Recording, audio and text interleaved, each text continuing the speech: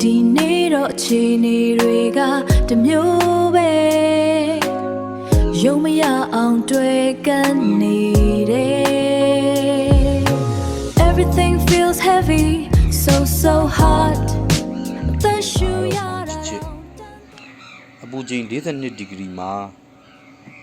မီလက်ပြက်ပန်ကားတွေလည်းအားကုန်ဒါသူ့ရဲ့ aircon style မှာနှက်နေတာဒီနေ့တော့အခြေအနေတွေကတမျိုးပဲငါတို့ကဒီမှာရက်တောင်နဲ့ရက်ခတ်နေတာပေါ့နော် Everything feels heavy so hard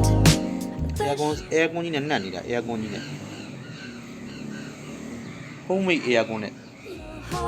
နေမင်းကလည်းမညာတာဘူးအိတ်တော်မှာလားအိမ်များတဲ့အရေးလေးပဲလူချင်တယ်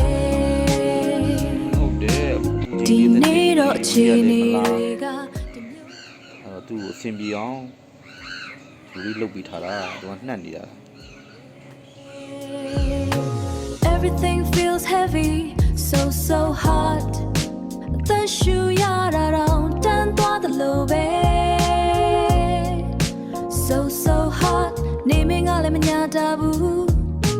အိမ်များတဲ့အရေးလေးပဲလူချင်တယ် Everything feels heavy so hard သက်ရှူရတာတော့တန်သွားတယ်လို့ပဲ so hard နေမင်းကလည်းမညာတာဘူးအိမ်များတဲ့အရေးလေးပဲလူချင်တယ် Everything feels heavy so hard သက်ရှူရတာတော့တန်သွားတယ်လို့ပဲ